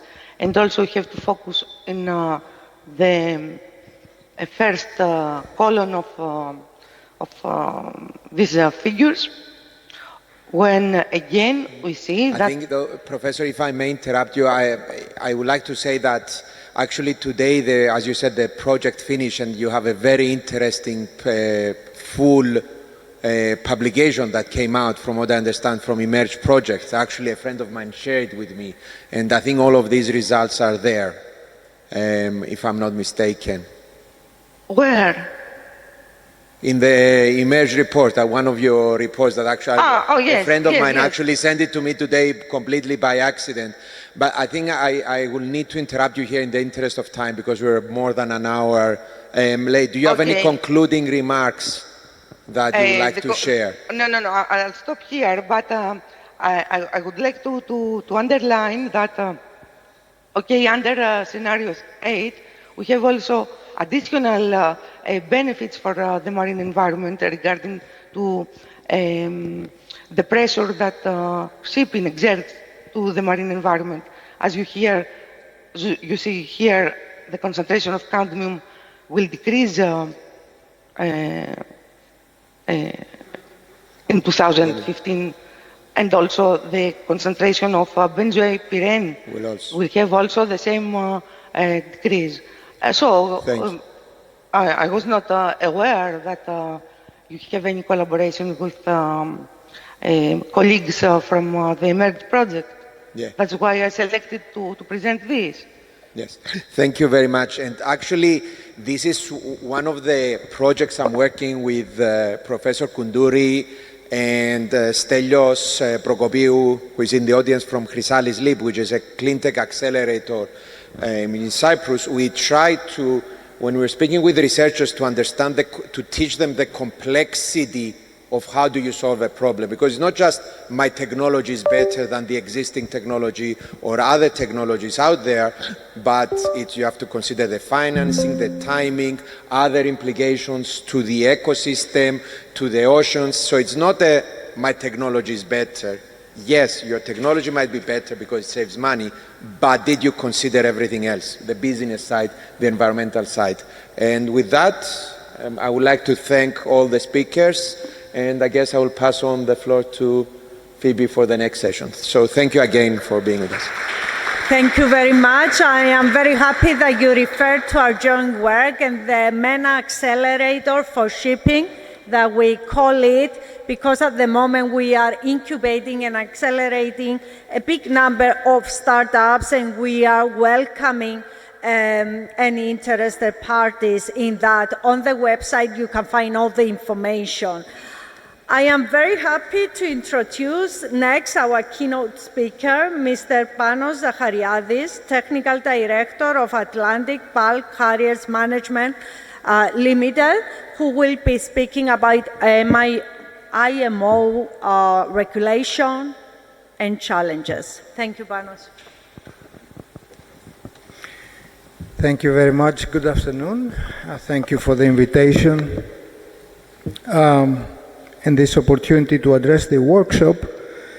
I quote the aims of the workshop from your pamphlet: to explore pathways to accelerate sustainability of the Greek shipping sector and to engage key stakeholders, shipping companies, ports, academia, research centers, and to identify challenges and create innovative solutions.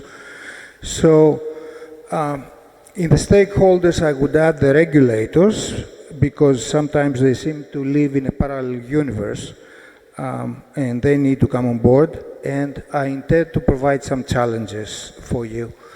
A quick introduction of who I am. I'm a mechanical engineer and a naval architect and marine engineer. I'm technical director of a Greek shipping company that operates bulk carriers for the last 25 years. And also for 15 years, I've been going to the IMO as a member of the Greek delegation. So you can say I have some inside knowledge of how those regulations are being formed. And of course, yes, vested interest and economic considerations play a role. But if I wanted to describe myself first and foremost, I would say I'm a lifelong scholar of scientific developments that affect my passion, which is shipping. And I like to get my information from the source, from the scientific papers, not necessarily from newspaper articles. I have to warn you, I'm known for being not pleasant and being blunt, so I'll express my thoughts and we'll see what happens at the end of my speech. So back to our subject. The IMO has a target, as it was mentioned, for net zero from shipping by 2050. Now, in order to achieve that, first they came up with what they call short-term measures. I'm not going to go into them, of course. Their effect was practically to slow the speeds of ships, and by slowing down, you save a lot on fuel consumption and therefore emissions. The important discussion right now at IMO is about the next regulations, what they will call the midterm measures. And those are going to be similar to what the EU now has enacted already. One was mentioned before is the EU ETS, Emissions Trading System, for shipping. And the other regulation that will be applied starting next year is the Fuel EU regulation. So EU ETS is an economic measure. Practically every ship that comes or leaves the European Union pays a price. Fuel EU is a technical measure describing what the fuel should be. Practically every few years, it requires that ships use fuel of less and less carbon content. And strangely enough, that regulation is not addressed to the fuel makers and suppliers, but it's addressed to ships. Now, IMO is currently discussing similar measures to those that I described from the EU, albeit I'm afraid they're going to be a lot more complicated than EU. We were hoping for a lot simpler, like a flat levy, but that's not going to be the issue. We're going to have from IMO a fuel standard, a technical measure, and an economic standard, which might be ETS, might be a flat levy, but we might have an ETS within the fuel standard by buying your underperformance and selling your overperformance. Now, what is the target of these regulations? The target of these regulations is to make fossil fuels more expensive.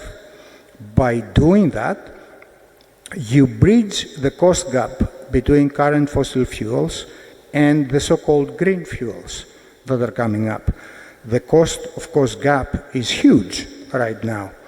So little by little, every year, the cost of fossil fuels to the operator is going to be going up, and therefore that may promote more shipping, more ships to at least try a percentage of those new fuels, which will help also the suppliers of these fuels to pick up their production and eventually reduce the price by doing that. Okay, that's the good news. Now, what are the challenges here? There are challenges. Things are not black and white with the fuels that we're planning to use. The fuels we're planning to use, we're talking practically about green hydrogen, green methanol, and green ammonia. It was shown before that the renewable energy you need to make green hydrogen is huge, and we're not going to have it soon. So my concerns are that waiting for these green fuels, we're going to be using gray fuels. We're going to be using gray hydrogen, gray ammonia, and all that, because that's what's produced right now. 97% of the hydrogen produced right now comes from natural gas, which makes it worse than diesel. Another thing that concerns me is that we know for some time now that hydrogen is a greenhouse gas, an indirect greenhouse gas. It works in 3 ways to heat the atmosphere. I'm not going to go into atmospheric chemistry unless you ask me to explain how that happens. But a recent concern of mine is that I have seen more and more studies that say, you know, it's not only a greenhouse gas, it's a potent greenhouse gas.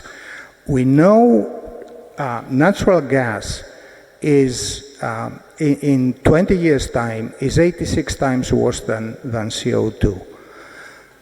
studies before 2020 for hydrogen gave the GWP of hydrogen, the greenhouse warming potential of hydrogen, at 11 times worse than CO2. Studies before 2020. Studies after 2020 give the GWP of hydrogen at 60 to 200 times worse than CO2. Practically, those studies say, oops, we're wrong, it's a potent greenhouse gas. We have another problem with green hydrogen. Now remember, you make green ammonia and green methanol and all the green fuels from green hydrogen, so it's important what happens to green hydrogen, or any hydrogen, gray or whatever. Not when it's burned, when it escapes unburned to the atmosphere is when the damage is being done.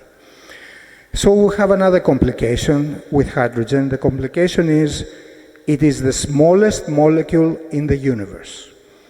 That means it's very, very difficult, some say almost impossible, to prevent leakages of hydrogen to the atmosphere. It leaks during electrolysis, it leaks during compression, transportation, and so on. Nobody knows for sure how much are those leakages right now. Current hydrogen production, of course, is minute. Right now, hydrogen production is around 87 million tons per year, all of it, almost all of it from natural gas. If we are going to go to the green fuels we need for this hydrogen economy, we're going to need up to 2 billion tons of hydrogen per year. Many studies say that 5 to 10% leakages, assumed leakages, is a reasonable number. Now, I've talked to hydrogen experts, and they consider this conservative. They have a joke among themselves. They say, if you send hydrogen down a pipeline, you can expect half of it to arrive at the other end. So there is no holy grail, as you see. Those are issues that we need to clarify. Are the later scientists right that hydrogen is so potent, 200 times worse than CO2? Are they right? I don't know. How much are the escape of hydrogen from which we're going to make all the other green fuels? So those are concerns from the scientific point of view. We know that the regulators can be wrong, and they have been wrong before. And they have been wrong unintentionally many times, like, for example, when they made the regulation to reduce the sulfur from the fuel of ships. After a few months, MIT came with a study, and they said this is going to take away 0.25 degrees of cooling by the end of the century, because sulfur oxides are cooling the atmosphere. And of course, sulfur oxides, they live in the atmosphere 1 to 2 days.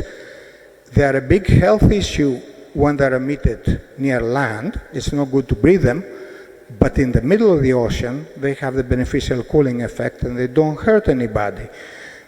So IMO maybe was wrong to totally disallow the use of high sulfur fuel oils because of this drastic effect. Yesterday there was an article in The Guardian also mentioning new studies about this effect and how it took away cooling of the atmosphere, which we need so much. Another mistake, I get an allergy when I hear that natural gas is put together with alternative fuels. Because if you consider the true warming potential of natural gas, of LNG, in 20 years life frame, not in 100 years, who cares what happens in 100 years? It's 86 times worse than CO2, and that makes it worse than current conventional fuels. But the regulators they want to keep it alive, of course, because maybe there is no alternatives. So those are some issues to consider. I know about the time, so I'm going to stop here and looking forward to the panel, and I have some suggestions for the port. Thank you. Thank you very much, Panos, for your insightful speech. Indeed, policy can go wrong, and that's why it's crucial to have a science framework and background that supports the detail of the policy design. Let me call on the stage, on the floor, the next panel. I will aim to finishing in the next 15 minutes. We had a delay since we're waiting for the start of the event, the minister. So can I please invite Maria Christantoni, the head of Sustainability, ESG and Climate Change of the Hellenic Republic Asset Development Fund, Andrei Gika from Sporos platform, founder and partner of impact and policy of this very influential fund in Greece, Dimitris Spyrou, our good partner and inspiring one, a very inspiring, knowledgeable, experienced partner that is consulting strategical planning and marketing at the port of Piraeus. And of course, Panos Zachariadis, please join us again. So I would like to start with Maria. We know that now that Greece has more fiscal space in order to invest, mainly due to the Recovery and Resilience Fund, and also because we are moving away from the huge crisis years. We know that now the Hellenic Development Fund is endorsing in a leading position ESG considerations. So how is that shaping up a different era that defines the decisions of the Hellenic? You can use this. Yeah, I think. Thank you, Fim. Thank you very much for the invitation. I'm really glad to participate in this panel and have the opportunity to present the efforts of the fund to promote the green transition of the maritime sector. Having recognized the need to address the climate crisis, we have integrated sustainability and ESG considerations in the fund's identity, and we have recently updated our sustainability and ESG strategy to cover all the expanded activities and the new roles of the fund. One main pillar of this strategy is the promotion of the sustainable blue growth of Greece, and through dedicated efforts to promote the transition of ports to climate neutrality, due to the fact that the fund is the sole shareholder of several ports in Greece, also acting as a ports planning authority with the aim to develop ports projects for development for the development of ports infrastructure. And promote investments with a positive footprint for the local communities. Through our new operational unit, the Project Preparation Facility, the so-called PPF, we mature projects of strategic importance in Greece, including projects for the upgrade of the port's infrastructure, like the port of Alexandroupolis, Volos, Tilida, etc. Furthermore, we have a dedicated sustainability and ESG department in the fund, and we work closely with port authorities. And let me give you some examples. We assess the ESG performance of the port on an annual basis using our digital ESG rating tool. We promote the participation of our ports to sustainable projects, inform them about relevant funding opportunities. An example is that we seek opportunities for the ports to participate in green projects like energy communities, to working with their local actors to produce clean energy. In close cooperation with the respective ministry, we develop plans for decarbonizing ports, for the electrification of ports vehicles, for charging station facilities and onshore supply facilities. And on the project that is under the auspices of the Ministry of the Maritime Affairs? This is another project. May I have the opportunity to elaborate more? I think now, because maybe we're not going to get I would like to mention, of course, that we participate in the MENA Maritime Accelerator, directed by the Research Center Athena and the Cyprus University of Technology, with the aim to to promote the green transition of the maritime sector. The fund participates with the aim to enhance the interconnection between ports and marinas and the selected startups. We're really glad to participate in this initiative. Thank you for the cooperation. We are glad to have you with us because you are a very important institution for the Greek economy. And regarding the project you mentioned before, the Ministry of Maritime Affairs and Insular Policy has assigned to the PPF to mature and implement the tender process of the renewal of the country's passenger shipping fleet. It's a project funded by the Recovery and Resilience Fund. The total budget of the project is approximately 1 million euros excluding VAT, and is expected to be delivered in mid-2025.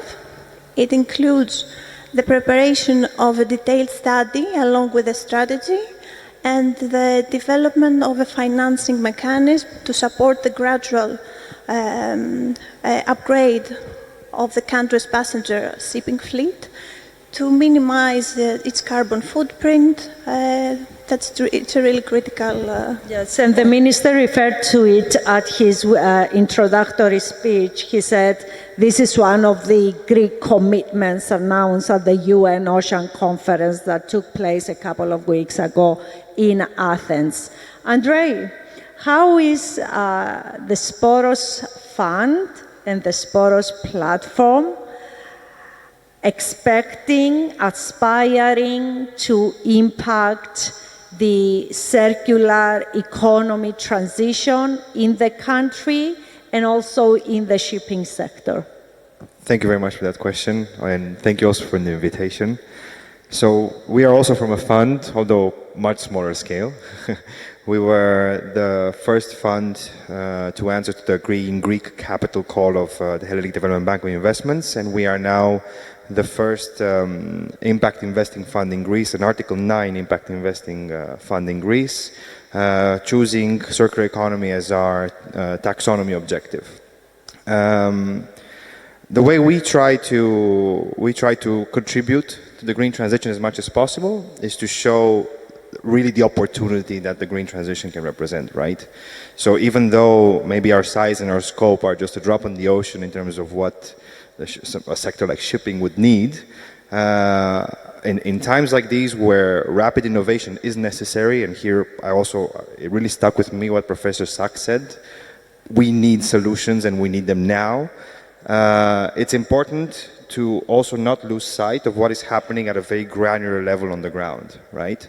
There are many startups that are having great ideas, and there are many, even the VC ecosystem in Greece is developing rapidly. I mean, even by just judging by the number of players, it has evolved at an incredible pace over the past few years, right?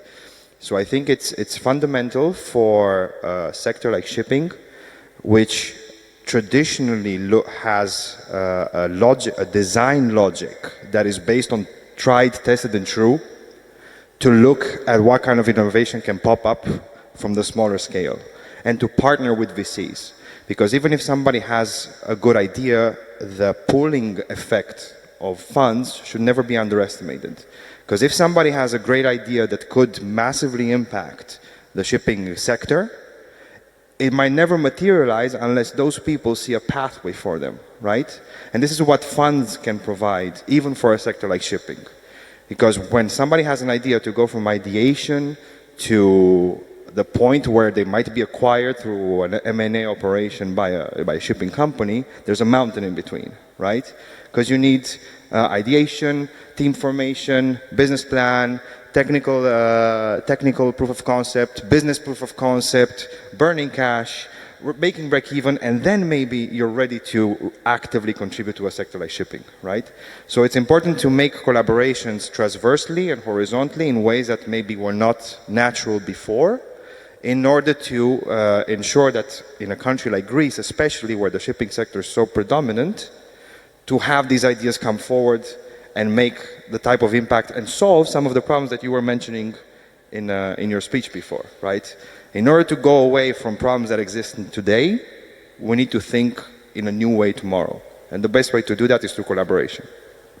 Thank you, Andrei. Sporos Fund is one of the funds that have been financed by the Hellenic Investment Bank and is turning out to be one of the most successful ones. So we are incredibly happy to be collaborating with you. Mr. Spirou, Dimitri, how is one of the most important ports of Europe and maybe the world trying to transform in this new era of the need for sustainable change? Thank you, Phoebe, for the invitation to participate in this meeting, the workshop, let's say. So, Piraeus Port and all ports are, as you probably know, we are an end user, and we are calling to implement and to work on the directions, on the directives, on the laws which comes from EU concerning the needs of the climate change, of the alternative fuels, and all the needed steps which we have to work on in order to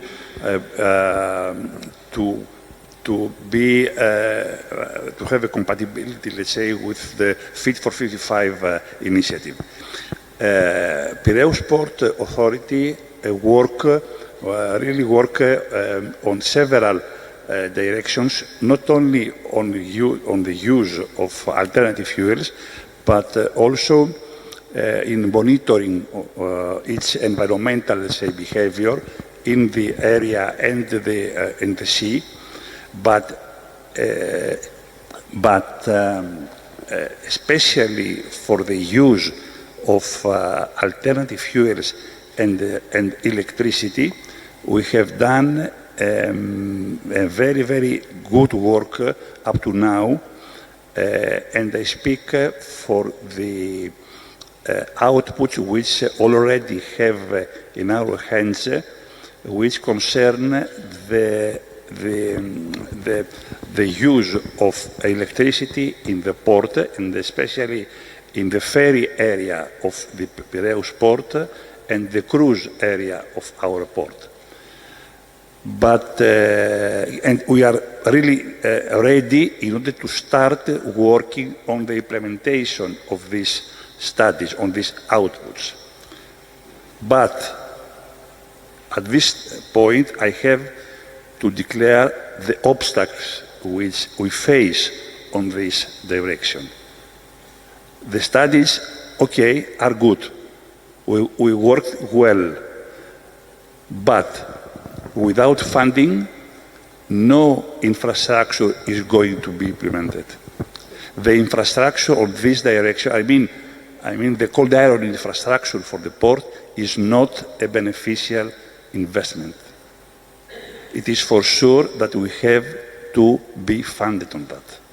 And we need the support from Greece, from the country, towards the European Union funding, let's say, authorities in order to have enough funding, not only Piraeus port, but also the other Greek ports. Do you imagine that the smaller Greek ports, I mean the port of Syros or the port of Santorini or the port of Mykonos, is going to fund the infrastructure for their cold ironing? Of course not. The second obstacle is for Piraeus port is the needed power. Our studies realized that we need 200 megawatts for cold ironing in the port of Piraeus. For those who are involved on this technical volume, 200 megawatts means more than the power which needs the city of Piraeus. Where are we going to find it? Who is going to transfer this in the port? Not only 200 megawatts. So the competent authorities, I mean ADMIE, RAE, the VE, and the other competent authorities, need also big works in order to support in parallel with our work, in order to be ready on time. And the third obstacle, which also is very crucial, is the legal and the guidelines for providing electricity to the ships. Even if we are ready, even if ships are ready in order to feed with electricity, if there is not the frame through which we are going to work, we are going to feed the electricity to the ships, it is not going to work. That is for our side. Thank you, Dimitri. Indeed, implementing Fit for 55, the European commitment to reduce greenhouse gas emissions by 55% until 2030, and then, of course, become net zero by 2050 is a huge challenge. And indeed, infrastructural limitations and the need for infrastructural funding is crucial and imminent. Pano, I will give you the concluding remarks of the session, but I will ask for a positive note. Oh, yes. Giving hope for this transformation. I was going to do it myself because I just gave you the concerns. So what do we do? There's nothing we can do. There is plenty we can do. Even if we are not sure about green fuels and when we're going to have them, because we're not going to have them anytime soon, what do we do? There is plenty of things you can do to reduce the fuel consumption of ships. Energy-saving devices, wind assistance, use of biofuels, which seems they're going to be more easily available. But also, we said before, to really reduce emissions, it's a chain. All the stakeholders have to come together. And of course, the ports are a major stakeholder. To reduce emissions from shipping. Cold ironing, providing electricity to ships is needed, but in the big scheme of things is not so much reduction. There is something ports can do, and I'm not talking about the port of Piraeus, I'm talking about ports that big tankers go or bulk carriers go. What happens right now is the ships speed up emitting huge amounts because they go in full speed in order to get in line to get into queue. And then they have to wait at anchorage for a week or 10 days. There is this concept called virtual arrival. If the port accepts the arrival of the ship as if it was going full speed without the ship being there, then the ship can slow down and arrive when the berth is really free, not to speed up and then wait at the anchorage. Now, it is estimated by some studies that this may reduce emissions from shipping by 20% and even 30%. It's a huge amount of reductions if only ports that serve international shipping, cargo ports, would come on board. And the technology exists. The ports can know really what the arrival of the ship would be if it was going full speed. There is satellites and all those systems.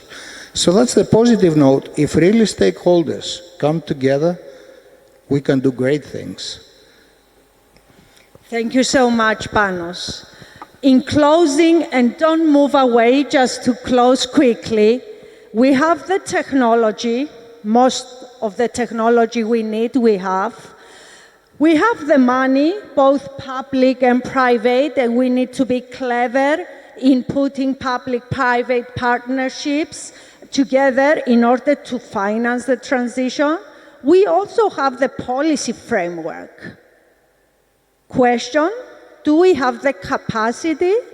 Do we have in our labor force the skills and occupations that are needed to actually implement this transition? In 1 minute, I'm gonna refer to the twin skills for the twin transition study that we launched at COP28 in collaboration with Huawei, which basically does an AI deep neural networks analysis to answer the questions, which are the skills and professions we need in order to actually implement the transition. Because we know that 85% of the skills we need have not been invented yet. And you can look at our analysis, which basically puts together all the existing policies for the green and digital transition and identifies what kind of skills and occupation you need to create in the labor market in order to be able to implement the transition.